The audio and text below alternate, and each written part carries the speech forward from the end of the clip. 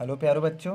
तो आज हम आते हैं प्रश्नावली 9.3 जो कि 8th क्लास के गणित से लिया गया है। ठीक है, तो प्रश्नावली 9.3 का फर्स्ट क्वेश्चन है, आपको एक बेलन का टैंक दिया हुआ है।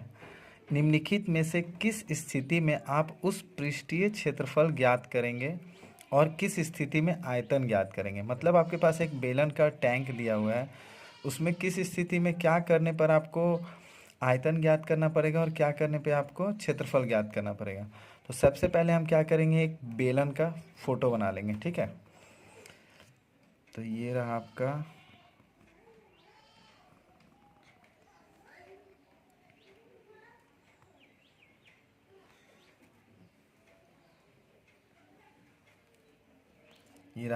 बेलन। ठीक है, तो बेलन में देखिए क्या होता है, इसमें आपका ऐसे हो गया एक बेलन, ये होता है त्रिज्या, इसका भी वैसे ज़रूरत नहीं है लेकिन यहाँ से त्रिज्या होता है। ठीक है, और ये हो जाती है हाइट। ठीक है, अब देखिए यहाँ पे क्या पूछ रहा है, पहला ए में अब आते हैं।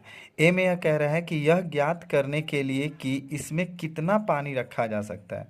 इसका मतलब ये जो बेलन का जो टैंक है, इस टैंक में कितना पानी आप रख सकते हो, यह ज्ञात करने के लिए आपको क्या ज्ञात करना होगा, इसका इसका क्षेत्रफल ज्ञात करना होगा कि इसका आयतन ज्ञात करना होगा। ठीक है, तो देखिए किसी चीज़ में कोई भी सामान कितना रख सकते हैं, मतलब कोई टैंक है, उस टैंक में कितना पानी रख सकते हैं, उस चीज़ में कितना ऑयल रख सकते हैं, ये सब निकालने के लिए ना आपको आयतन ही ज्ञात करना होता है। ठीक है, कि किसी चीज़ में कोई चीज़ कितना जगह ले रहा है, वह कितना जगह है उसके अंदर, ये सब निकालने के लिए उसका हमें आयतन ज्ञात करना पड़ता है। तो इसका आंसर हो जाएगा आयतन, मतलब हमें यहाँ पर आयतन ज्ञात करना पड़ेगा। ठीक है, अब आते हैं क्वेश्चन नंबर 2 में। क्वेश्चन नंबर 2 में कह रहा है, इसका प्लास्टर करने के लिए वांछित सीमेंट बोरियों की संख्या। मतलब जो हम इस बेलन का टैंक को अगर हम जब प्लास्टर करेंगे बाहर से और अंदर जैसे भी करना है, तो प्लास्टर करने के लिए बोरियों की संख्या निकालना है। तो बोरियों की संख्या निकालने के लिए हम पहले उस टैंक का क्षेत्रफल निकालेंगे, क्योंकि प्लास्टर आप इधर पे करोगे, उसके जो पृष्ठीय एरिया है उधर पे करेंगे। तो उसके लिए हम क्या करेंगे, पृष्ठीय इसका क्षेत्रफल निकालेंगे। तो सेकंड वाले में क्या होगा, हमें क्षेत्रफल निकालना है।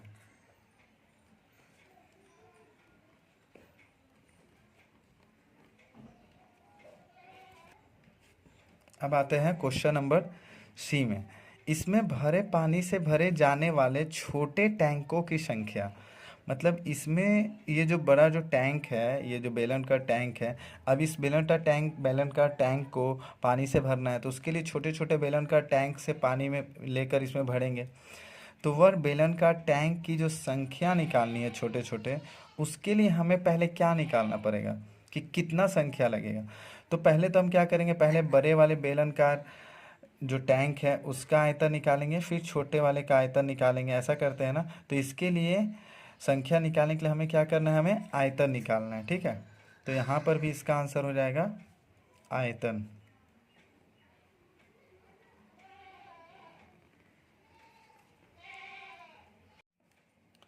तो प्यारे बच्चों, अब क्वेश्चन नंबर 2 में हम आते हैं। देखिए क्वेश्चन नंबर 2 में कह रहा है कि बेलन ए का व्यास, मतलब यहाँ पे दो बेलन दिया हुआ है। ठीक है, जैसा कि हमने यहाँ पे चित्र पे भी बनाया है, यहाँ पे दो बेलन दिया हुआ है। तो बेलन ए में कह रहा है कि इसका व्यास जो है 7 सेंटीमीटर है, 7 सेंटीमीटर, और ऊंचाई है 14 सेंटीमीटर। तो देखिए ऊंचाई 14 सेंटीमीटर है। बेलन बी का जो व्यास है वो है 14 सेंटीमीटर और उसका ऊंचाई है 7 सेंटीमीटर। ठीक है, अब क्या कह रहा है कि परिकलन किए बिना क्या आप बता सकते हैं कि इन दोनों में से किसका आयतन अधिक है। मतलब बिना आयतन कैलकुलेट किए क्या आप चित्र को देखकर यह बता सकते हैं कि दोनों में से किसका आयतन अधिक है। तो ठीक है, तो देखिए इस चित्र से क्लियर पता चल रहा है जो ए बेलन है और बी बेलन है, तो उसमें से बी बेलन जो है उसकी देखिए चौड़ाई ज़्यादा है ए बेलन से। ए का 7 है तो बी का 14 है, जस्ट सीधा इसका डबल है। तो इसकी चौड़ाई ज़्यादा है, इसलिए यहाँ पे क्लियर पता चल जा रहा है कि बेलन बी का आयतन अधिक होगा। ठीक है, तो क्वेश्चन में जो पूछा हुआ है कि इसका आयतन अधिक होगा, तो हम यहाँ पे लिख देंगे कि बेलन बी का आयतन अधिक होगा। ठीक है प्यारे बच्चों। अब क्वेश्चन नंबर 2, इसी में देखिए और एक बात कह रहा है कि दोनों बेलनों का आयतन ज्ञात करते हुए सत्यापन भी करना है। मतलब अब दोनों बेलन का आयतन फॉर्मूला से ज्ञात करना है। ज्ञात करने के बाद यह देखना है कि सच में बेलन बी का ही आयतन अधिक है या नहीं। ठीक है, तो अब हम दोनों बेलन का आयतन ज्ञात करेंगे। तो क्वेश्चन नंबर 2 का क्वेश्चन नंबर 2, यहाँ पे क्या कर देंगे, बेलन ए यहाँ पे लिख देंगे बेलन ए, और इधर पे लिख देंगे बेलन बी, बेलन बी। ठीक है, अब क्या करते हैं, बेलन ए का जो आर है, यानी इसका जो आर होगा वो क्या होगा, देखिए बेलन ए का डी यानी कि त्रिज्या 7 है, तो इसका आर कितना होगा 7/2, त्रिज्या आधा होता है, आप सभी को पता है। और इसका एच कितना होगा, एच तो दिया हुआ है 14 सेंटीमीटर, तो एच लिख देंगे 14 सेंटीमीटर। ठीक है, अब आते हैं हम लोग बेलन बी का। बेलन बी का आर कितना होगा, ये होगा 14/2, 14/2 यानी कि 7 सेंटीमीटर, और इसका एच कितना होगा 7 सेंटीमीटर। अब क्या करेंगे, इसमें फॉर्मूला लगाएंगे आयतन का। तो बेलन ए का आयतन लिखेंगे, बेलन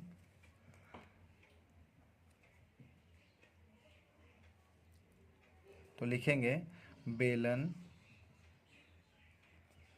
ए का आयतन, बेलन ए का आयतन। तो बेलन ए का आयतन का सूत्र क्या होगा, बेलन का आयतन का सूत्र हमने आपको बताया है। ठीक है, बेलन का आयतन का सूत्र क्या होगा, पाई आर स्क्वायर एच, तो पाई आर स्क्वायर एच। ठीक है, तो अब यहाँ पर लिखेंगे पाई का मान कितना है 22/7, और आर का मान कितना है 7/2, तो आर का स्क्वायर बोला इसलिए 2 बार 7/2 लिख देते हैं। फिर एच, एच मतलब हो गया 14। ठीक है, तो ये 7 और ये 7 कट गया, ये 2 का पहाड़ा 7 बार में कटेगा, और 2 का पहाड़ा 11 बार में 22 आता है। ठीक है, तो यहाँ पे हो गया 11 गुने 7 गुने 7, तो यहाँ हो गया 11 गुने 49। ठीक है, और 11 गुने जब 49 हम करेंगे तो इसका 9 1 जो 9 और 1 यानी कि ये हो गया आपका 539 सेंटीमीटर स्क्वायर। ठीक है, 539 सेंटीमीटर स्क्वायर आएगा। अब निकालेंगे हम लोग बेलन बी का आयतन। ठीक है, यहाँ भी वैसे ही लिखेंगे जो सूत्र है हमारा, बेलन बी का आयतन, बेलन बी का आयतन। तो बेलन बी का जो आयतन होगा उसमें भी वही फॉर्मूला है, पाई आर स्क्वायर एच, और इसमें पाई के जगह पे 22/7 इंटू आर कितना है, आर हमारा है 7, तो 7 को 2 बार लिख देंगे क्योंकि 7 का स्क्वायर है, आर स्क्वायर है, इंटू एच कितना है, एच भी है 7। अब क्या करेंगे, ये 7 और ये 7 कट गया, बच क्या गया 22 इंटू 49। ठीक है, तो 22 यहाँ पे 11 था तो 539 था, यहाँ पे 22 है तो इसका डबल हो जाएगा, यानी कि जब आप इसका 539 का डबल करोगे तो ये हो जाएगा हमारा 1078। ठीक है, 1078 हो जाएगा। ठीक है, ये क्या इसका इकाई होगा, सेंटीमीटर स्क्वायर। तो अब यहाँ पे देखिए कौन बड़ा है दोनों में से, बेलन बी का आयतन बड़ा है, और हमने यहाँ पर भी यही लिखा हुआ है कि बेलन बी का आयतन अधिक होगा। ठीक है, अब आते हैं क्वेश्चन नंबर 3, क्वेश्चन नंबर 2 का क्वेश्चन नंबर 3। तो 2 के 3 में कह रहा है कि जांच कीजिए कि क्या अधिक आयतन वाले बेलन का पृष्ठीय क्षेत्रफल भी अधिक है। ठीक है, तो अब इसको हमें जांच करना है। ठीक है, तो इसको अब हम लोग जांच करेंगे। क्वेश्चन नंबर 3, तो पृष्ठीय क्षेत्रफल, ध्यान दीजिएगा प्यारे बच्चों, पृष्ठीय क्षेत्रफल का 2 फॉर्मूला हमने आपको लिखवाया था। ठीक है, एक फॉर्मूला लिखवाया था 2 पाई आर एच क्षेत्रफल निकालने का। ठीक है, तो पृष्ठीय क्षेत्रफल, तो पृष्ठीय क्षेत्रफल में तो नॉर्मल जब आपका यह खोखला होता है, मतलब जो यह बेलन है, ये जो बेलन है आपका, जब यह बेलन ऊपर और नीचे दोनों तरफ से जब खोखला होता है तब 2 पाई आर एच यूज़ करते हैं हम लोग, मतलब दोनों तरफ से कुछ नहीं हो, मतलब खाली हो।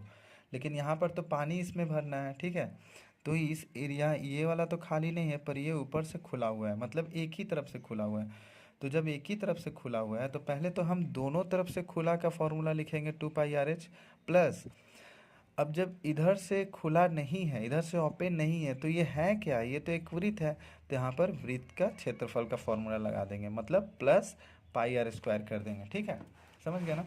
तो अब हम क्या लिखेंगे, बेलन ए का पृष्ठीय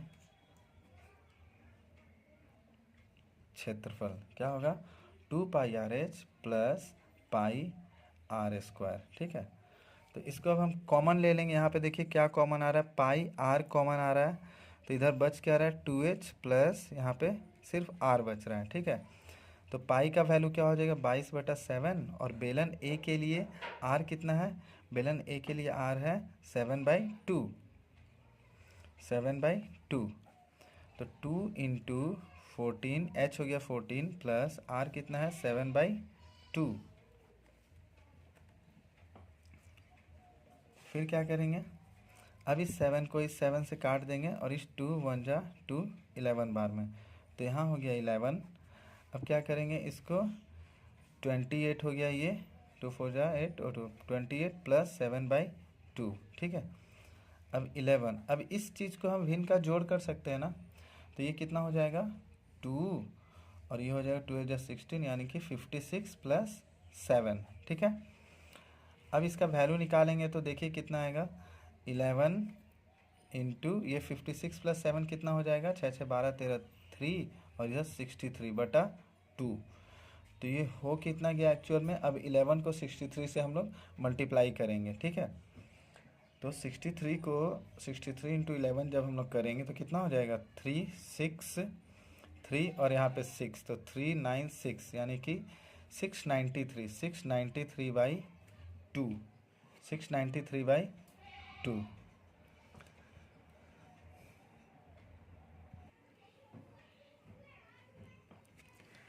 तो जब आप इसको डिवाइड करोगे तो कितना हो जाएगा, 2 3 जा 2 4 जा, और ये हो गया 2 4 जा 8, और ये हो गया 2 6 जा 12 पॉइंट, ये हो गया 2 5 जा 10। ठीक है, इतना सेंटीमीटर स्क्वायर आ जाएगा क्षेत्रफल। ठीक है, अब निकालेंगे हम लोग बेलन बी का पृष्ठीय क्षेत्रफल। ठीक है,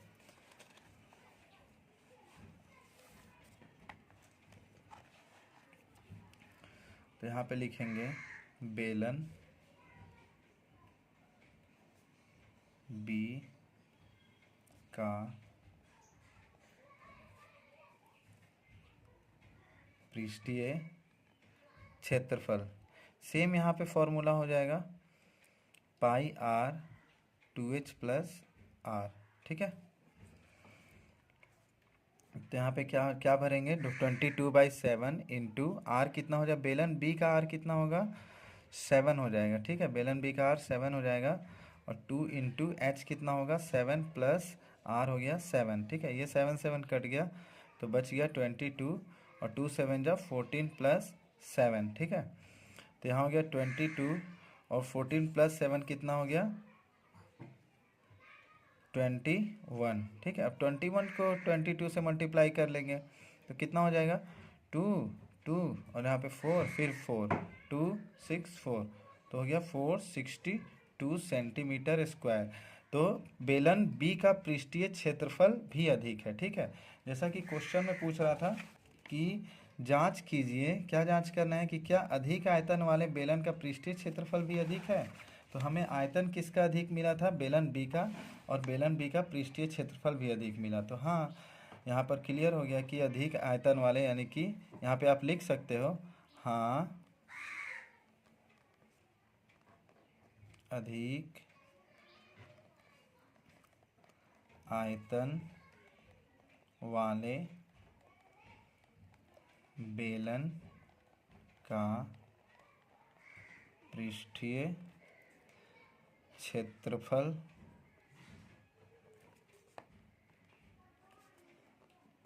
भी अधिक है। ठीक है,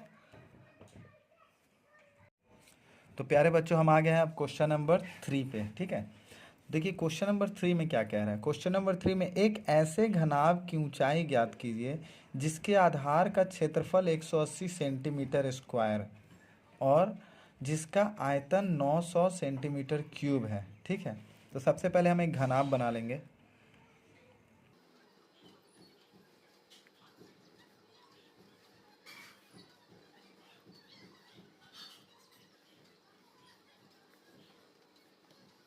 ये हो गया हमारा घनाभ। ठीक है, तो हम जब घनाभ इसमें कंप्लीट कर लिया, अब देखिए क्वेश्चन में कह रहा है एक ऐसे घनाभ की ऊंचाई ज्ञात कीजिए। इसका मतलब हमें इसका क्या ज्ञात करना है, ऊंचाई ज्ञात करना है, एच ज्ञात करना है। ठीक है, जिसके आधार का क्षेत्रफल 180 सेंटीमीटर। आधार मतलब ये हो गया, आधार क्या हुआ, इस घनाभ का यह एरिया आधार हो गया। ठीक है, यहाँ पर जो होता है इसको कहते हैं एल और ये कहलाता है बी। ये तो आप सभी को पता है, यानी कि ये हो गया आपका चौड़ाई और ये हो गया लंबाई। ठीक है, और हमें इसका क्षेत्रफल। ठीक है, तो अब हम जो जो दिया हुआ है वो पहले लिख लेते हैं। आधार का क्षेत्रफल, ठीक है, तो आधार का क्षेत्रफल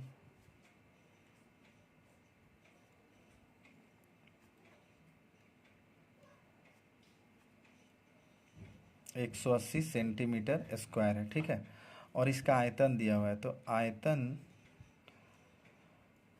बराबर हो गया 900 सेंटीमीटर क्यूब। ठीक है, अब हमें एक सूत्र पता है घनाभ का, तो कि घनाभ का आयतन क्या होता है, तो वह सूत्र यहाँ पे लगाएंगे। घनाभ का आयतन, घनाभ का आयतन, तो घनाभ का आयतन होता है LBH, लेकिन यहाँ पर घनाभ का आयतन तो दे रखा है। ठीक है, तो घनाभ का आयतन कितना है, 900। अब घनाभ के आयतन के जगह पे हम लिख सकते हैं ना LBH, तो यहाँ पे लिख दिए इज इक्वल टू 900 हो जाएगा, बराबर 900। अब यह देखो आपको आधार का क्षेत्रफल दिया 180 सेंटीमीटर स्क्वायर। आधार का क्षेत्रफल मतलब ये आधार है, और आधार क्या है, एक तरह का आयत है। तो आयत मतलब लंबाई गुने चौड़ाई, और इसी आधार का क्षेत्रफल 180 दिया, यानी कि लंबाई गुने चौड़ाई के जगह पे हम 180 लिख सकते हैं। ठीक है, गुने h बराबर 900। और हमें निकालना क्या है, यहाँ पर देखिए क्या बोला है, ऐसे घनाभ की ऊंचाई ज्ञात की, यानी हमें ऊंचाई निकालना है, और यहाँ पर h ही निकल रहा है। ठीक है, तो h इक्वल टू लिख सकते हैं ना 900 बाई 180। अब 0 0 काट देंगे। ठीक है, तो कितना हो गया, 90/18। 9 का पहाड़ा 10 बार में और 9 का पहाड़ा 2 बार में, 2 का पहाड़ा 1 बार में और 2 का पहाड़ा 5 बार में। तो कितना आ गया ऊंचाई हमारा, 5/1। और 5/1 को हम 5 भी लिख सकते हैं, ये आपको अच्छे से पता है। तो ये हो गया हमारा 5 सेंटीमीटर। तो ऊंचाई हमारा कितना निकल गया, 5 सेंटीमीटर। ठीक है,